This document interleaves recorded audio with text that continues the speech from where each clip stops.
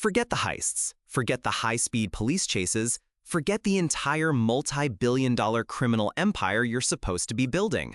The single greatest, most memorable, and most defining experience in all of Grand Theft Auto is a simple game of tennis. Does that sound absurd? To the uninitiated, it probably does. We're talking about a franchise that has courted controversy and dominated sales charts for decades by letting us indulge our darkest impulses. It's a series built on the foundations of chaos, satire, and spectacular cinematic crime.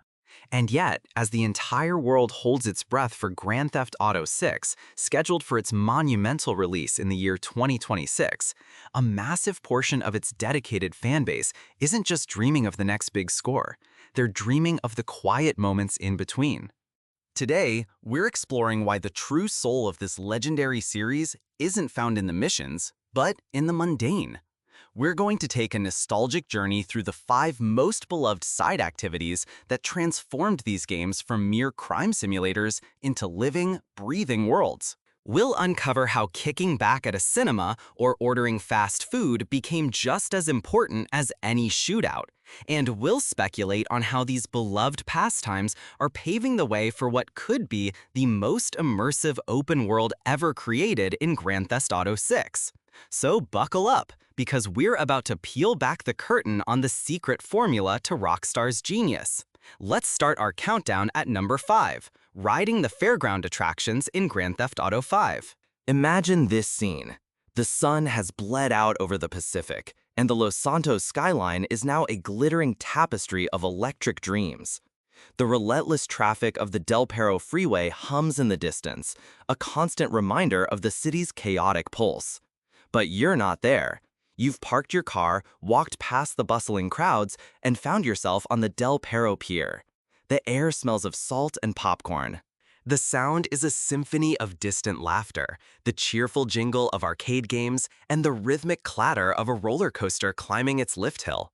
Instead of plotting a bank robbery or engaging in a turf war, you walk up to a simple ticket booth and spend a few of your hard-earned in-game dollars for a ride on the Leviathan roller coaster. As the carriage locks you in and begins its slow, deliberate ascent, the world of Grand Theft Auto transforms. The chaos melts away. The higher you climb, the more the sprawling, violent city below looks peaceful, beautiful even. You see the glowing grid of the streets, the towering skyscrapers, the distant Vinewood sign, all from a perspective of serene detachment. And then, the drop. A moment of pure, unadulterated, non-violent thrill.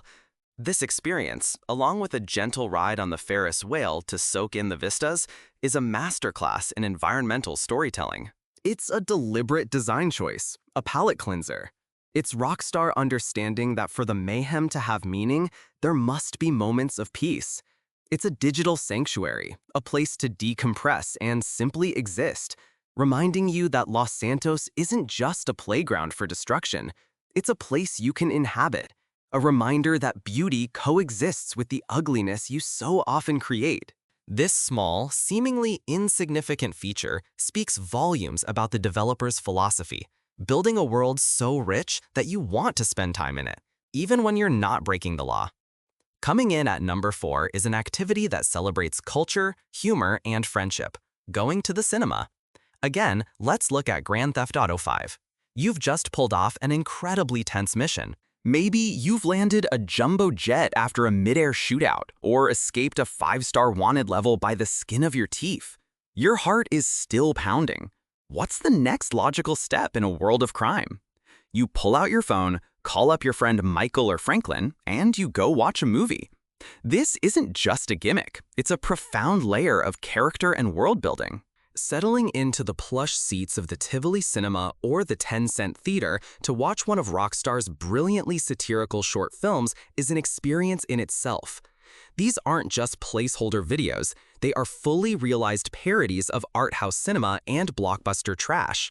You can watch Meltdown, a painfully funny spoof of action-packed heist films, or Capolavoro, a black-and-white foreign film so absurdly pretentious it becomes a work of art. The ability to take a breather, to share a laugh with your in-game friends, does something crucial. It humanizes your protagonists. They aren't just avatars for your mayhem, they are people who enjoy the same simple pleasures as we do. The conversations on the way to the cinema, the brief, often hilarious post-movie critiques as you walk back to the car, these moments add flesh to the bones of the characters. It deepens the role-playing experience exponentially, making the narrative stakes feel higher because you've spent time with these characters in their moments of quiet leisure. It's a feature that found its spiritual successor in Red Dead Redemption 2, where watching a vaudeville show with your gang members created an unforgettable sense of camaraderie. With the official Rockstar website already teasing the friends and companions of our new dual protagonists, Lucia and Jason, one can only hope that Grand Theft Auto 6 will let us forge even deeper bonds over a bucket of virtual popcorn in a Vice City movie palace. At number 3, we travel back in time to an absolute classic that redefined immersion: eating at restaurants in Grand Theft Auto San Andreas. When you think of San Andreas, you probably think of Grove Street, gang warfare, and epic cross-country road trips. But for many, the most vivid memories are of riding a BMX bike to the nearest Cluck and Bell. In the early 2000s, the level of interactivity Rockstar baked into the simple act of eating was nothing short of revolutionary. You could walk into a Cluck and Bell, a Burger Shot, or a well-stacked Pizza Co., browse a menu, and place an order. But it didn't stop there. This choice had real, visible consequences. If you had protagonist CJ overindulge in fatty foods, he would gain weight. His character model would physically change, becoming heavier. This wasn't just a cosmetic effect. It impacted his stamina, his speed, and even how other characters reacted to him. Conversely, spending time at the gym would make him fitter and more muscular. This system, a direct ancestor to the detailed weight mechanics in Red Dead Redemption 2, added an incredible layer of personal management and role-playing. It was a system that demanded you think about CJ's well-being. You became a personal trainer and a nutritionist on top of being a gangster. It made CJ feel like a person you were responsible for, not just a video game character. The simple act of deciding what to eat became a meaningful gameplay choice. It fostered a sense of routine and realism that was, at the time, unparalleled. You weren't just playing as CJ, you were living his life, right down to his dietary habits. With the vibrant food culture we've already glimpsed in the Grand Theft Auto 6 trailer, from bustling diners to beachside cafes, one can only imagine how this beloved feature might return. The thought of taking Jason or Lucia out for a meal in a fully realized next-generation Leonidas is a role player's dream come true. You better believe seasoned players will be carving out plenty of time to sample the local cuisine. Our runner-up at number 2 is an experience that defined an entire era of gaming and became the very soul of its installment: simply driving around to the radio stations in Grand Theft Auto Vice City. Many gamers today credit Vice City for igniting their lifelong love of driving in video games, and for good reason. It wasn't just about the handling of the cars or the design of the city. It was about the perfect, transcendent fusion of movement, environment, and sound. Cruising down Ocean Drive at sunset in a sleek, white Infernus wasn't just a way to get from point A to B, it was an event. The real magic happened when you switched on the radio. The soundtrack of Vice City wasn't just background music, it was a time machine. Each station was a perfectly curated portal to the 1980s. Turning on Flash FM and hearing Billie Jean by Michael Jackson as the neon lights of the Malibu Club reflected off your windshield was a moment of pure, unscripted gaming bliss. Feeling like a rock god while blasting V-Rock or getting lost in the synth-pop melancholy of Emotion 98.3 created an atmosphere so thick you could taste it. The radio stations gave the city its personality, its heartbeat. It was a symbiotic relationship. The city made the music better, and the music made the city iconic. They turned a simple drive into a cinematic experience, a personal music video where you were the star. This was the moment Rockstar proved that a game's audio landscape could be just as important as its visual one. It taught a generation of players that sometimes the best part of an open-world game is having no destination at all, just an open road and a killer soundtrack. If you've ever spent hours just aimlessly cruising the streets of Vice City, completely lost in the music and the moment, do us a favor and hit that like button. You're part of a special club that truly understands this magic. And with Grand Theft Auto 6 taking us back to a modern-day Vice City, the pressure is on for Rockstar to deliver a set of radio stations that can even hope to capture that same lightning in a bottle. Before we get to our number one pick, let's just pause and reflect. We've talked about roller coasters, movies, fast food, and road trips. These are the threads that weave the rich tapestry of a Grand Theft Auto world. They are the quiet moments that give the loud moments their thunderous impact. And finally, we arrive at number one, the most surprising, the most unexpectedly brilliant, and for many, the absolute best way to spend time in the world of Grand Theft Auto: playing tennis in Grand Theft Auto 5.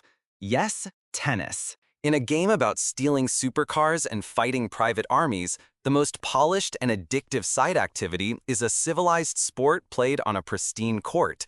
Let's be clear, this isn't some tacked-on, throwaway minigame. The tennis in Grand Theft Auto 5 is a legitimately well-designed and deeply enjoyable sports simulation. The controls are intuitive, the physics are satisfying, and the AI opponents provide a genuine challenge. Engaging in a long, hard-fought rally, placing the perfect drop shot just over the net, and winning a championship point is incredibly rewarding. Players would actively seek out the tennis courts scattered across Los Santos or frequently return to Michael's luxurious estate just for another match. What makes it the number one pick is what it represents. It is the ultimate symbol of Rockstar's insane commitment to detail. This wasn't just a minigame. It was a testament to a development philosophy of no half measures. They didn't need to make the tennis this good. It adds nothing to the core story of crime and betrayal, but they did it anyway. They poured resources into it because they were not just building a game, they were building a world so complete that even its smallest distractions feel like fully featured experiences. It demonstrates a level of confidence and craftsmanship that is almost unparalleled in the industry. It's the ultimate flex, a declaration that their sandbox is so rich, you could ignore the main campaign entirely and still have a fantastic time. So what does this legacy of incredible side activities mean for the future? The first trailer for Grand Theft Auto 6 was a tantalizing glimpse into the world of Leonida. We saw airboats skimming through gator-infested swamps, sprawling beach parties packed with hundreds of non-player characters, and nightclubs pulsing with life. Each frame was dripping with potential for new ways to live in the world. Will we be able to join a fishing tournament in the Leonidan wetlands? Can we build and customize our own boat for those parties on the water? Will the nightlife in Vice City be a complex social minigame, complete with rivalries and relationships? Could we see a return of the gym mechanics from San Andreas, now rendered with breathtaking realism? Imagine dynamic weather affecting fishing conditions, or a fully fledged surfing minigame with its own set of professional circuits. The true next-gen leap won't just be in the graphics. It will be in the density of life, the sheer number of non-criminal pathways a player can choose to walk. The possibilities are endless, but they all point to one thing. Grand Theft Auto 6 is poised to take this philosophy of deep immersion to a whole new level. The series has always understood that the true freedom of an open world isn't just about what you can destroy, but about who you can be. Whether you're a law-abiding citizen enjoying a roller coaster, a foodie sampling the local fare, or a tennis prodigy, Grand Theft Auto provides the canvas. The stories we create for ourselves in these quiet moments are often the ones that stick with us the longest. They are the soul of the experience, and the reason why, after all these years, we are still so excited to simply exist in the worlds that Rockstar builds. What about you? What forgotten side activity from the series do you love the most? And what are you desperate to see in Grand Theft Auto 6? Let us know your dream activities in the comments below.